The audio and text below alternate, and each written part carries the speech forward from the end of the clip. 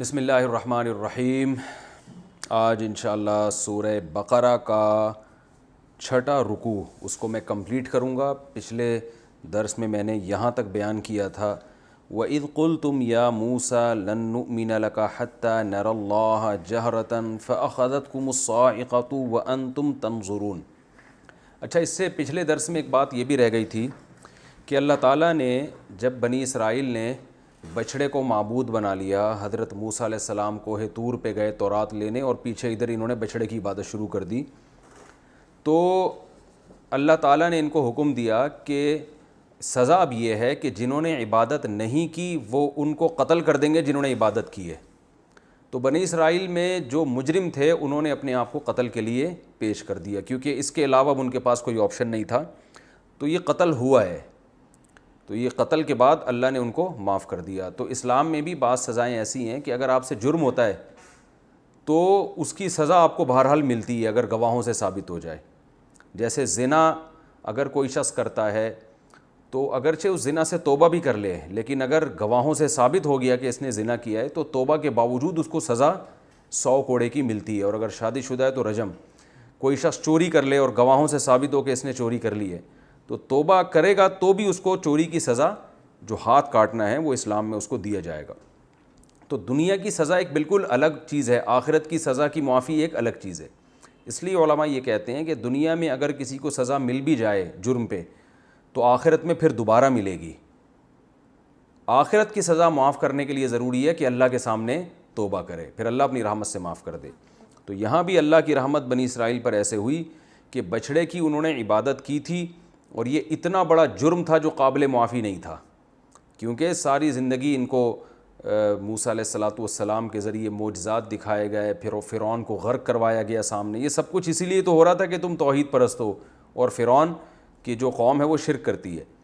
تو اس کے بعد بھی ان کا یہ جرم بہت بڑا تھا، تو یہ اللہ کی رحمت اس حوالے سے تھی کہ اللہ نے کہا کہ چلو تم سے جرم ہو گیا ہے، یہ ہے تو ناقابل معافی، لیکن اگر تم اپنے آپ کو قتل کروا دیتے ہو تو میں تمہیں معاف کر دوں گا، آخرت میں سزا نہیں دوں گا۔ تو یہ بہرحال اللہ کی رحمت تھی ان کے لیے۔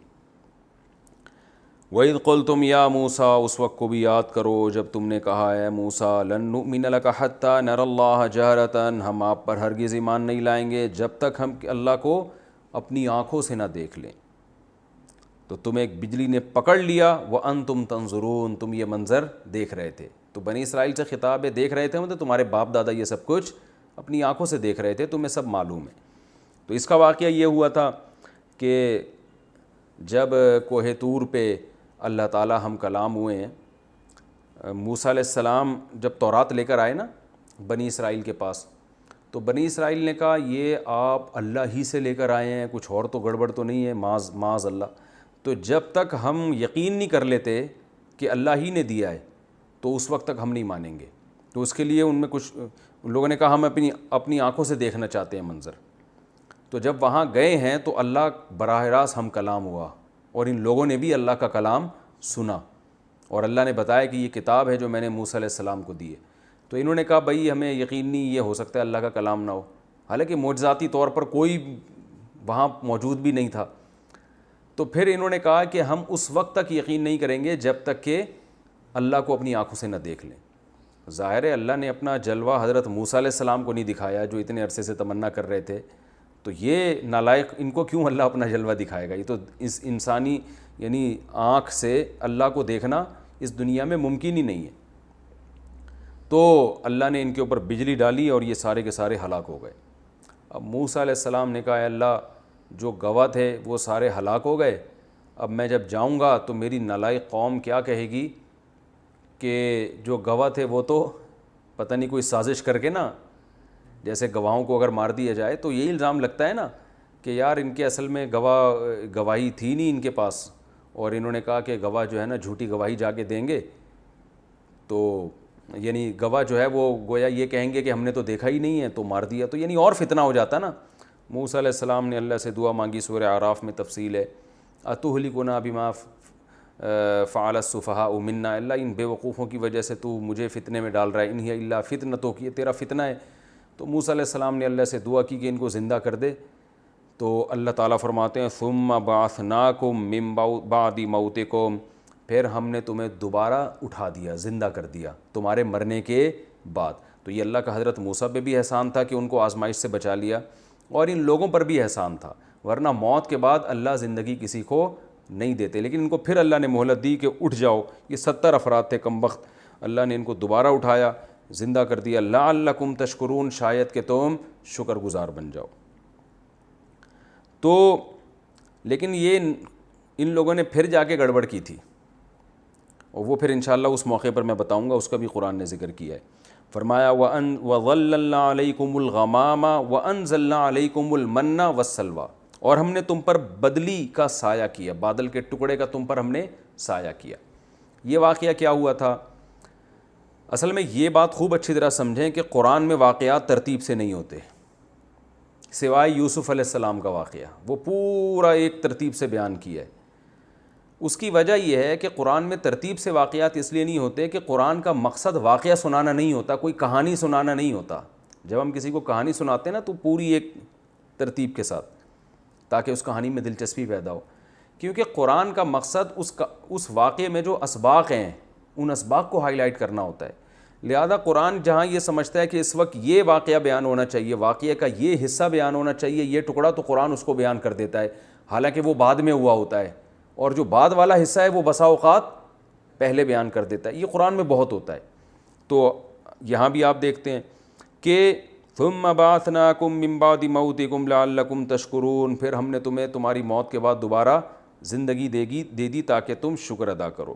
وَظَلَّلْنَا عَلَيْكُمُ الْغَمَامَ, اور ہم نے تم پر بادل کا سایہ کیا. یہ واقعہ جب ہوا تھا کہ یہ تورات کے بہت بعد کا واقعہ ہے, کہ جب ان کو تورات مل گئی تو موسیٰ علیہ السلام نے اب ان سے کہا اللہ کے حکم پہ کہ ہمارا اصل وطن شام ہے, جہاں ہمارے جد امجد ابراہیم علیہ السلام پیدا ہوئے تھے, اور وہاں بیت المقدس ہے.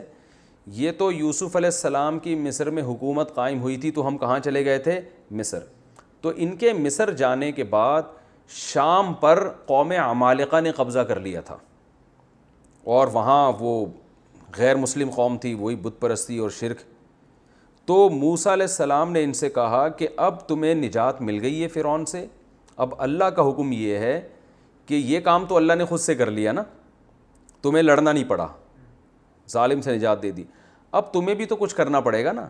اب تم اب تو وہ میدان میں تھے نا, مصر سے تو نکل چکے تھے, تو کہا کہ اب تم دوبارہ ارض شام کی طرف جاؤ, اور وہاں قوم عمالقہ سے اب تمہیں جہاد کرنا پڑے گا. یعنی یہ نہیں کہ اب سارے کام اللہ ہی کر دے گا, اب تمہیں بھی کچھ کرنا پڑے گا, اب تم لڑو اس قوم سے.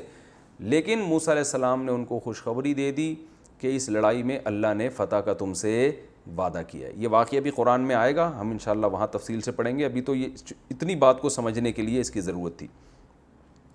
تو یہ قوم, انہوں نے اپنے کچھ جاسوس بھیجے کہ یار ذرا سروے کرو وہ لڑائی کے قابل بھی ہیں یا نہیں ہیں. تو وہ جاسوسوں نے آ کے بتایا کہ وہ تو بڑے لمبے چوڑے تڑنگے سے لوگ ہیں, بڑے طاقتور لوگ ہیں. تو انہوں نے کہا موسیٰ ہم نہیں لڑ سکتے. تو کچھ اچھے لوگ بھی ہوتے ہیں ہر جگہ, 2 انعام یافتہ لوگ تھے, قرآن کہتا ہے نیک لوگ تھے. انہوں نے کہا بھائی جب اللہ کا وعدہ ہے تو تم جاؤ, اللہ مدد کرے گا, فتح ہو جائے گی. انہوں نے کہا اے موسیٰ آپ جائیں اور آپ کا رب جائیں, دونوں جا کے لڑیں, ہم یہاں بیٹھے ہوئے ہیں, جب فتح ہو جائے گی تو ہم آ جائیں گے. تو موسیٰ علیہ السلام کو سخت تکلیف ہوئی. آپ خود سوچیں کہ کیا حال ہوا ہوگا موسیٰ علیہ السلام کا اس وقت, کہ اللہ ایسی قوم ہے, کتنے معجزے دیکھ لیے انہوں نے, کتنا کچھ کر لیا, اب ان سے اتنا بھی نہیں. اور کیسے بدتمیزی والے الفاظ ہیں یہ کہ اے موسیٰ آپ جائیں اور آپ کا رب جا کے لڑیں, ہم یہاں بیٹھے ہوئے دیکھ رہے ہیں. تو موسیٰ علیہ السلام جب یہ واقعہ ہوا ہے نا, تو پھر موسیٰ علیہ السلام نے اللہ سے دعا مانگی کہ اللہ اب میں اس قوم کے ساتھ مزید نہیں رہ سکتا, ان کی نالائقیاں بہت ہو گئی. یہ بہت بعد میں واقعہ ہوا ہے جو قرآن پہلے بیان کر رہا ہے, اور کچھ پہلے واقعات ہوئے ہیں جو اگلی آیتوں میں بیان ہوں گے. تو یہ ترتیب اوپر نیچے قرآن میں بہت ہوتی ہے, کیونکہ ابھی تو قرآن ان کی شرارتیں بیان کر رہے ہیں نا کہ تم نے کیا کیا شرارتیں کی ہیں. تو موسیٰ علیہ السلام نے اس موقع پہ دعا مانگی, اے اللہ میں صرف اپنا اور اپنے بھائی ہارون کا مالک ہوں, ان پر میرا کنٹرول ہے, اس قوم پہ میرا کنٹرول نہیں ہے, اور اب میرے اس قوم میں تو کیا کر دے, علیحدگی کر دے, مجھے ان سے جدا کر دے. تو اللہ تعالیٰ نے فرمایا اے موسیٰ ٹھیک ہے, آپ کی دعا قبول ہوتی ہے, اور ان کو سزا یہ ملے گی کہ یہ 40 سال تک اس وادی تیہ, جسے کہا تیہ عربی میں حیرانگی کو کہتے ہیں, تو چونکہ 40 سال تک وہ اس میں حیران سرگردان گھومتے رہتے اس لیے اس کا نام پڑ گیا وادی تیہ۔ تو اب یہ اس وادی میں یتیہون فی الارض، تاہا یتیہو اصل میں تھا تایاہا یتیہو، اس کا معنی ہوتا ہے حیران ہونا۔ تو یہ اب اس میں 40 سال تک حیران پریشان گھومتے رہیں گے، سرگردان گھومتے رہیں گے، نہ کوئی بازار، نہ کوئی مارکیٹ، نہ کوئی گھر، کچھ بھی نہیں ہوگا، میدان میں پڑے رہیں گے، یہی ان کی سزا ہے۔ اور 40 سال کے بعد دیکھیں گے کیا ہوگا۔ تو حضرت موسیٰ علیہ السلام کا اسی دوران انتقال ہو گیا، اور اس میدان میں بھی کچھ واقعات ہوئے، اور پھر 40 سال کے بعد انہوں نے جہاد کیا۔ تو اس 40 سال کے دوران بھی بڑے واقعات ہوئے موسیٰ علیہ السلام کی زندگی میں۔ وہ واقعات اللہ یہاں بیان کر رہے ہیں۔ بنی اسرائیل، اب ان کو سزا ملی تھی اللہ کی طرف سے کہ 40 سال میدان میں پڑے رہو گے۔ تو سزا تو انسان برداشت کرتا ہے نا، مثال کے طور پر کوئی جیل میں ہو اور وہاں برگر منگوا رہا ہو تو پولیس والے اس کی ٹھکائی لگائیں گے نا، بھائی تو سزا میں جیل میں پڑا ہے، تجھے یہاں برگر کی سوج رہی ہے۔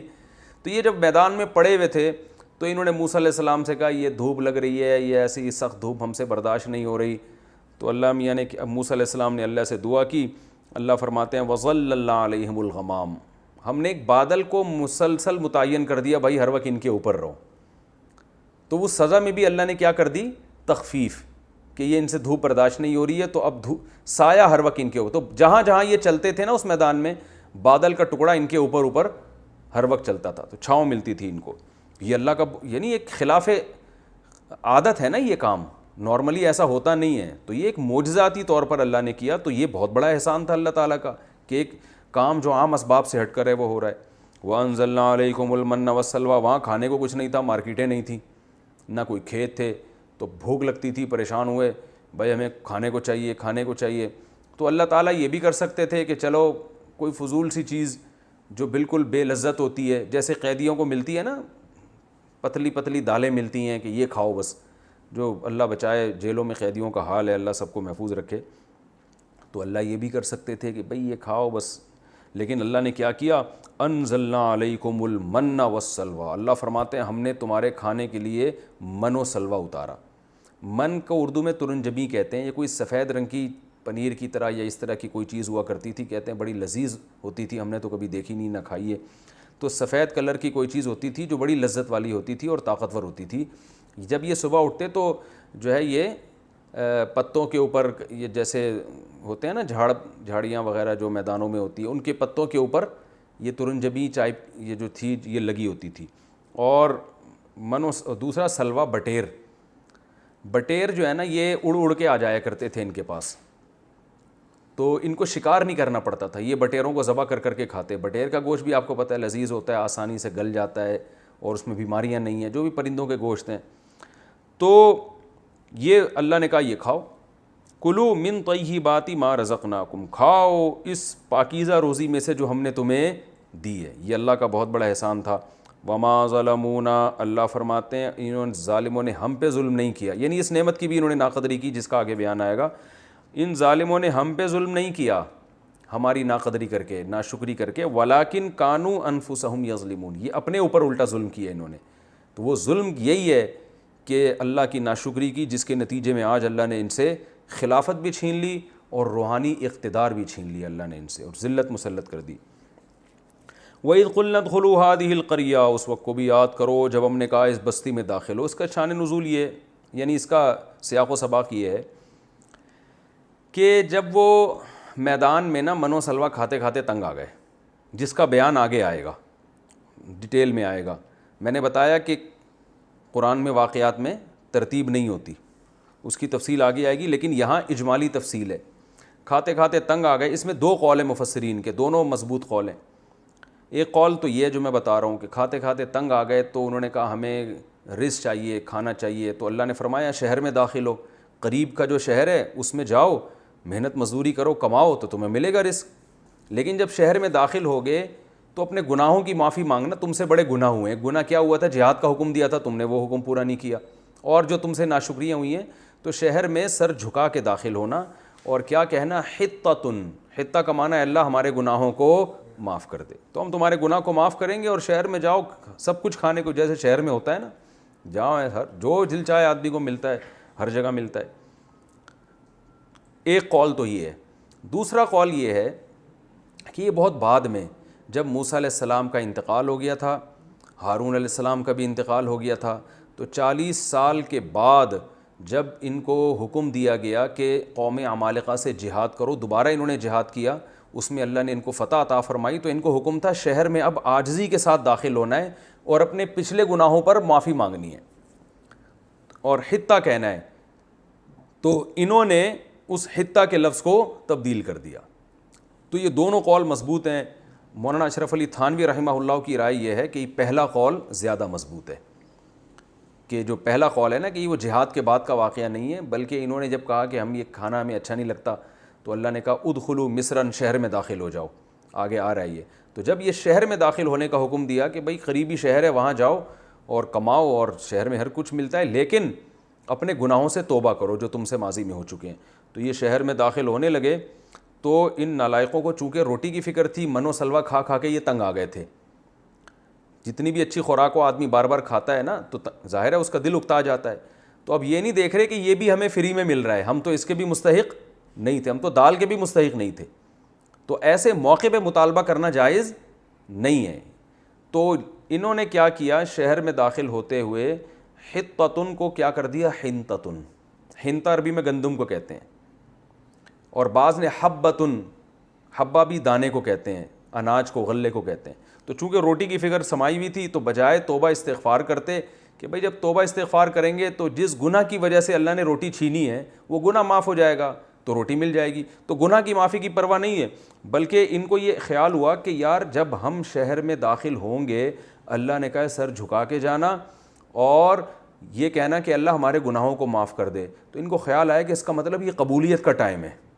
جب اللہ حکم دے رہا ہے کہ توبہ استغفار کرتے ہوئے جانا تو اس کا مطلب اس وقت جو دعا مانگیں گے کیا ہوگی، قبول. تبھی اللہ کہہ رہے توبہ کرو. تو انہوں نے کہا کہ یار توبہ تو ہوتی رہے گی بعد میں آرام سے، پہلے کھانا مانگو اللہ سے، روٹی مانگو. تو نالائقوں نے کیا کیا، حتہ کے بجائے کہنا شروع کر دیا حنتا.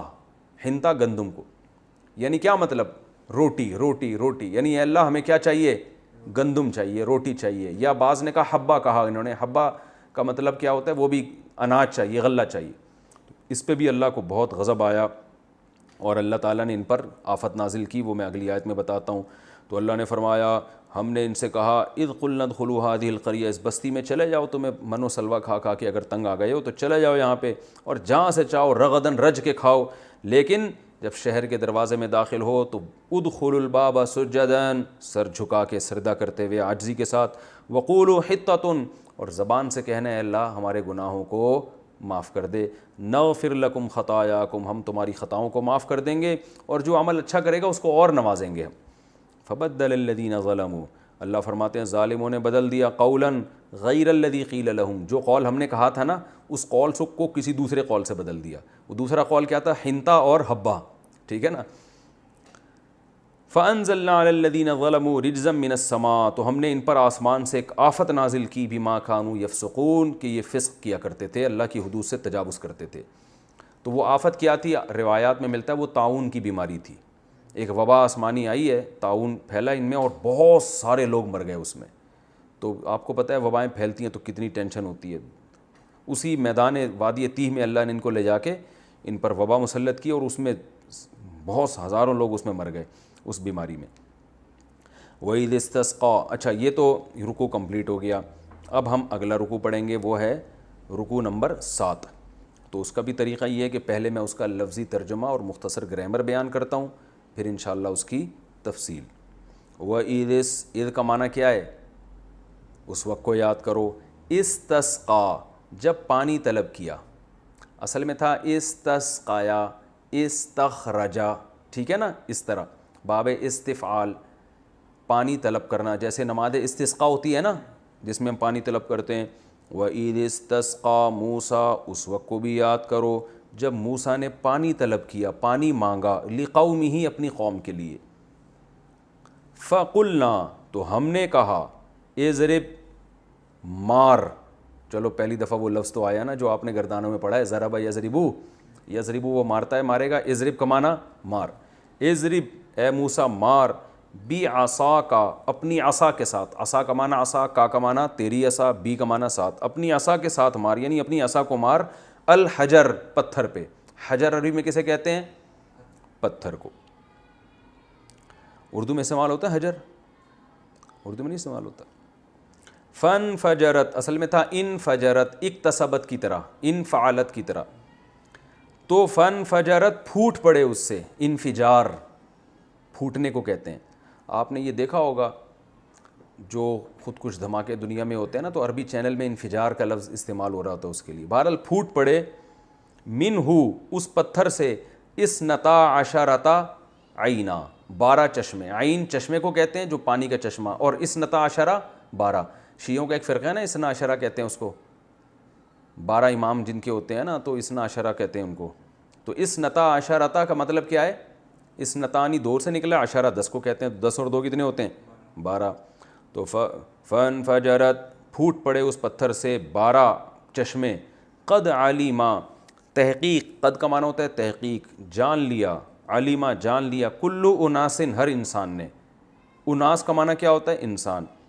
مشربہم اپنے پانی پینے کی جگہ, ہر انسان کو پتا تھا کہ میں نے پانی کہاں سے پینا ہے. تفسیر میں بتاؤں گا, ابھی تو صرف لفظی ترجمہ. مشرب کہتے ہیں پانی پینے کی جگہ, جیسے مسجد سجدے کی جگہ, مشرق سورج نکلنے کی جگہ, مغرب سورج غروب ہونے کی جگہ. تو یہ مفعل اور مفعل کا وزن جو ہے نا, جگہ اور ٹائم کو ڈیفائن کرتا ہے. تو مشرب شرب کی جگہ, پینے کی جگہ. ہر شخص کو پتہ تھا کہ اس نے پہچان لیا اس کے پانی پینے کی جگہ, تاکہ پھڈے بازی نہ ہو ان میں آپس میں. کلو وشربو, کھاؤ اور پیو. یعنی اس وقت ان کو کیا کہا گیا؟ یہ محذوف ہے نا, یعنی قیل لہم, ان سے کہا گیا کلو, کھاؤ بھی, کھانے کے لیے منو سلوا اتار دیا ہم نے, وشربو اور پیو بھی, من رزق اللہ, اللہ کے رزق میں سے, اللہ نے تمہیں رزق دیا ہے. ولا تعثوا, اور مت پھرو, عصا یعصوا کا معنی چلنا پھرنا. ولا تعثوا, اور مت پھرو, فی الارض زمین میں, مفسدین فساد مچاتے ہوئے. مفسد فساد مچانے والے کو کہتے ہیں, جیسے مسلم اسلام لانے والا, ٹھیک ہے نا. وَإِذْ قُلْتُمْ یا موسیٰ, اس وقت کو بھی یاد کرو جب تم نے کہا یا موسیٰ, اے موسیٰ, لن نصبرا, ہم ہرگز صبر نہیں کریں گے. لن کا معنی ہرگز نہیں, نصبرا صبر کرنا آسان ہے نا, یضربو اور نصبرو. لن نصبرا, ہم ہرگز صبر نہیں کریں گے, علی طعام واحد, ایک کھانے پر.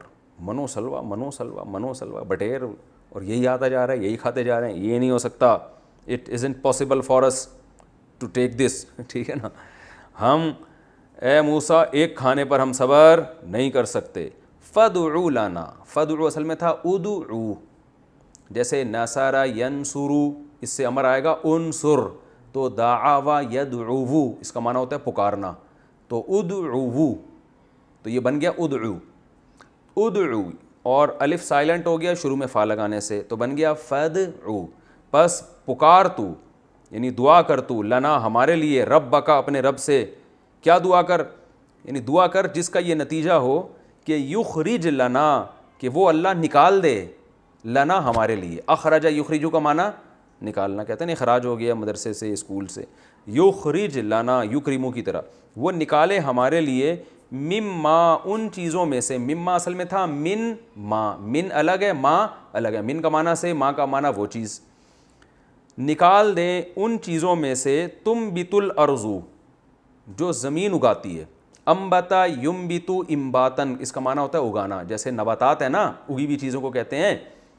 مما تنبت الارض, وہ چیزوں میں سے ہمیں چاہیے جو زمین اگاتی ہے. پھر آگے خود تفصیل بیان کر رہے ہیں. من بقلہا, من کا معنی یعنی بھی ہوتا ہے, خوب سمجھو. یعنی پیچھے کلام میں کوئی ابہام ہوتا ہے نا, تو من کے ذریعے اس ابہام کو دور کیا جاتا ہے. من کا معنی ہوتا ہے اصل میں سے, تو کیا مطلب؟ من بقلہا, وہ ہونا چاہیے ساگ میں سے. تو ہم اس کو بامحاورہ ترجمہ کیا کریں گے؟ اے موسیٰ اپنے رب سے دعا کریں کہ وہ رب ہمارے لیے نکال دے ان چیزوں کو جو زمین اگاتی ہے ساگ میں سے. تو اس کا یہ ترجمہ مزیدار نہیں بنتا نا. تو یہاں سے کا معنی ہوتا ہے یعنی زمین جو چیزیں اگاتی ہے تو اس سے ہماری مراد یہ چیزیں ہیں.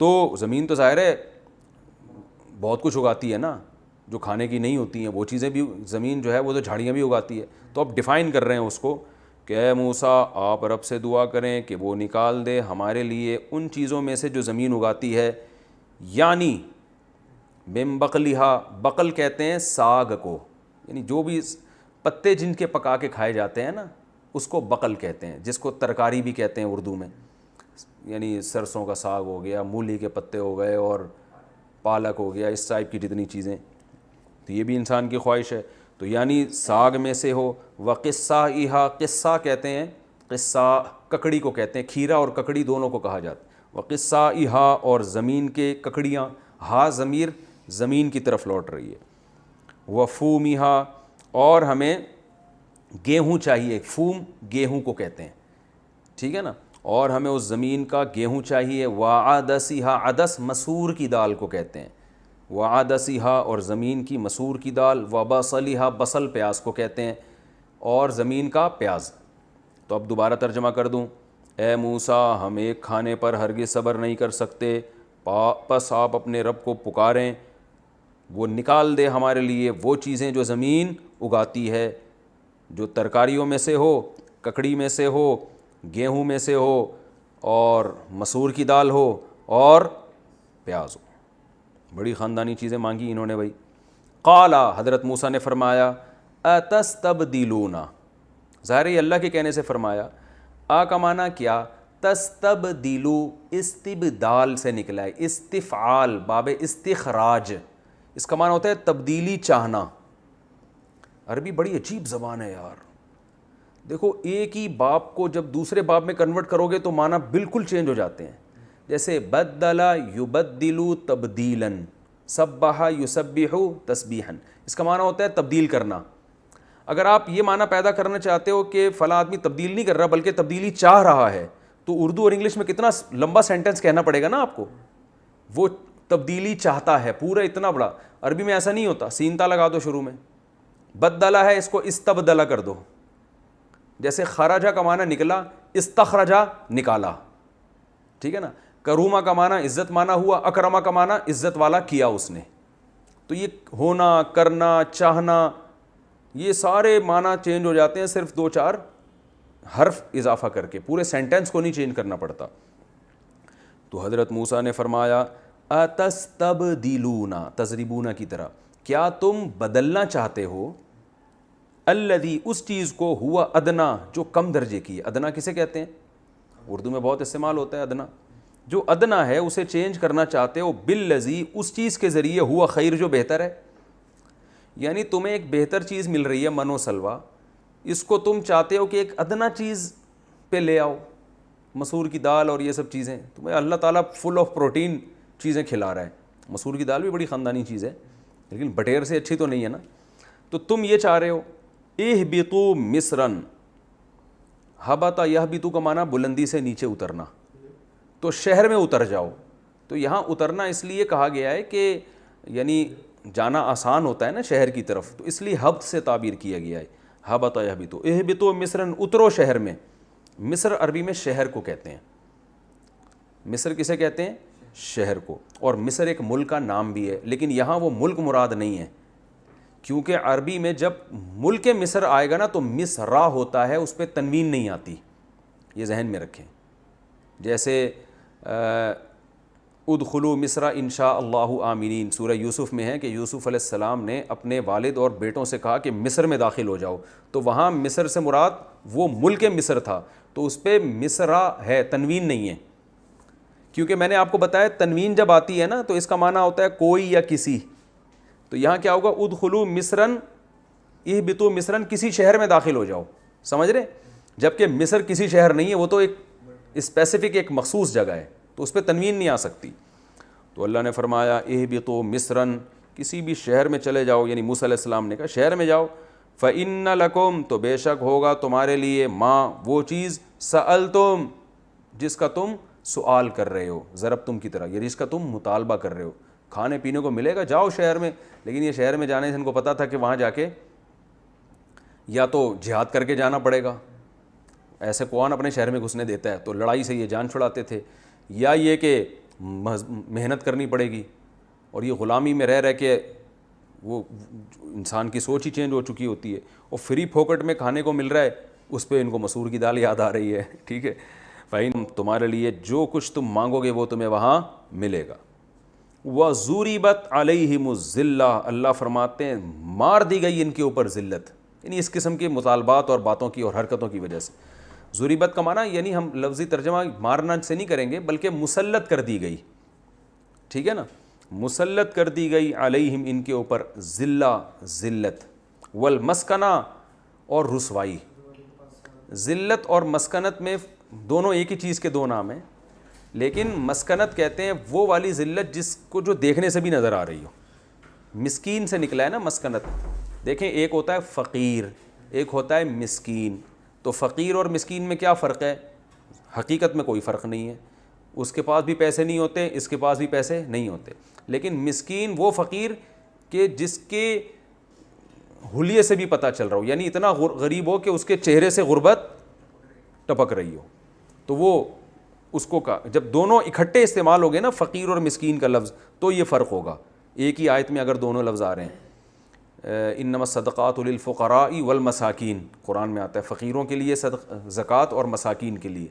تو یہاں چونکہ ایک ہی جملے میں دو لفظ استعمال ہوئے تو دونوں کا الگ الگ معنی ہوگا, لیکن اگر یہ الگ الگ استعمال ہوتے ہیں تو پھر دونوں کا ایک ہی مطلب ہوتا ہے. تو یہاں بھی ذلت اور مسکنت چونکہ ایک ہی جملے میں استعمال ہوئے ہیں تو ان کا مفہوم الگ الگ ہوگا. ذلت جو انسان رسوا ہو جاتا ہے, اور مسکنت وہ رسوائی جو دکھ رہی ہو. تو بعض دفعہ انسان ایسے کام کرتا ہے جس کی وجہ سے وہ پتہ چل جاتا ہے کہ یہ آدمی اچھا آدمی نہیں ہے, یہ کم درجے کا آدمی ہے. تو اللہ فرماتے ہیں ان پر حقیقی ذلت تو ہم نے مسلط کی, لیکن وہ والی ذلت جس سے لوگوں کو دیکھ کے پتہ چل جائے کہ یہ ذلیل لوگ ہیں اور یہ کم درجے کے لوگ ہیں, وہ والی بھی مسلط کی. دیکھو ایک آدمی کا گیٹ اپ ایسا ہوتا ہے جس سے لوگ اس کو عزت دار سمجھتے ہیں, لیکن وہ حرکتیں ایسی شروع کر دیتا ہے کہ جس کو ان حرکتوں کا علم نہیں ہوتا وہ اس کو عزت دار سمجھ رہے ہوتے ہیں, لیکن حقیقت میں وہ ذلیل ہو چکا ہوتا ہے. لیکن بعض دفعہ ایسی حرکتیں کر رہا ہوتا ہے کہ لوگ ان حرکتوں کو دیکھ کے پھر اس کے گیٹ اپ سے متاثر نہیں ہوتے, اور لوگوں کی نظر میں یہ بات طے شدہ ہو جاتی ہے کہ یہ قوم کے اچھے لوگ نہیں ہیں. تو اللہ فرماتے ہیں یہودیوں کو جو ہم نے سزا دی حقیقی ذلت بھی, اور وہ ذلت جو لوگوں میں متعارف ہو جائے وہ والی ذلت بھی ان پہ مسلط کر دی گئی. تبھی آج دیکھو دنیا میں ایک بڑی گالی بن چکی ہے, اور لوگوں کی نظر میں اللہ نے ان کو ذلیل کر دیا. یہی وجہ ہے کہ صرف مسلمان یہودیوں کو برا نہیں سمجھتے, ساری دنیا برا سمجھتی ہے. آپ جرمنی میں جا کے یہودیوں کے بارے میں پوچھیں, کوئی اچھا کانسیپٹ نہیں. ہٹلر جو تھا اس نے, اچھا یہ میں نے تفسیر شروع کر دی, میں پھر تفسیر کے وقت ہی بتاؤں گا, ابھی تو میں صرف لفظی ترجمہ کر رہا ہوں. ہٹلر کی بار مکمل کر لیتا ہوں. ہٹلر نے یہودیوں کو بہت مارا تھا نا, تو کچھ یہودی اس نے زندہ چھوڑ دیے تھے, اور اس کے یہ الفاظ تھے کہ میں نے اس لیے چھوڑے تاکہ لوگوں کو پتہ چلے کہ میں نے ان کو مارا کیوں تھا. یہ جب زندہ رہیں گے نا تو حرکتیں ایسی کریں گے تو لوگوں کو میں یاد آؤں گا. ٹھیک ہے نا. اور کمال کی بات ہے جب یہودیوں کو ہٹلر نے بہت مارا تھا تو خلافت عثمانیہ نے ان کو پناہ دی تھی, یہودیوں کو بچایا تھا, جو بہت سارے یہودیوں کو, یعنی مسلمانوں کا ان پر بہت بڑا احسان بھی ہے یہودیوں پر. اللہ فرماتے ہیں اور ان پر مسلط کر دی گئی. وباؤ, باؤ اصل میں تھا بیاؤ, اس کا معنی ہوتا ہے ضربو کی طرح لوٹنا. تو وباؤ بغضب من اللہ, اور یہ لوٹے اللہ کے غضب کے ساتھ. لوٹے کا مطلب مستحق ہوئے. یہ ذالک, یہ سب کچھ اس لیے ہوا, اللہ گویا اشارہ کر کے بتائیں یہ جو ذلت اور اللہ کا غضب ان پر آیا کیوں, بِأَنَّهُمْ, اس لیے کہ یہ لوگ کانوا یکفرون بآیات اللہ, اللہ کی آیات کا انکار کیا کرتے تھے. یہ بھی تو کھلے انکار ہی ہے نا, عمل سے انکار کر رہے ہیں. وَيَقْتُلُونَ النَّبِيِّينَ, اور قتل کر دیا کرتے تھے پیغمبروں کو بغیر الحق, حق کے بغیر. یہ قید اتفاقی ہے. اب یہ مشکل الفاظ میں استعمال کرتا ہوں, پھر تفسیر میں لوگوں کے کمنٹس آتے ہیں یار مجھ سے بہت گاڑی اردو. آج کسی نے کمنٹ وہ کیے کہ بھائی وہ متشابہات کے لفظ آپ استعمال کر رہے ہو, اتنے گاڑے الفاظ ہیں یہ تو سمجھ میں ہی نہیں آ رہے. تو میں نے بھائی یہ گاڑا لفظ متشابہ کا استعمال کیا تھا تو اس کی ٹرانسلیشن بھی تو کی تھی نا, یعنی اس کو آسان الفاظ میں ڈیفائن بھی تو کیا تھا. یہ تو ایک ٹرم ہے نا متشابہ لفظ, ٹرم کو تو چینج نہیں کیا جا سکتا نا, اصطلاحات کو. تو قید اتفاقی کا مطلب یہ ہوتا ہے کہ یہ کام جب بھی ہوگا ناحق ہی ہوگا. یہ مطلب نہیں ہے کہ انبیاء کے قتل کی دو قسمیں, ایک حق والا اور ایک ناحق.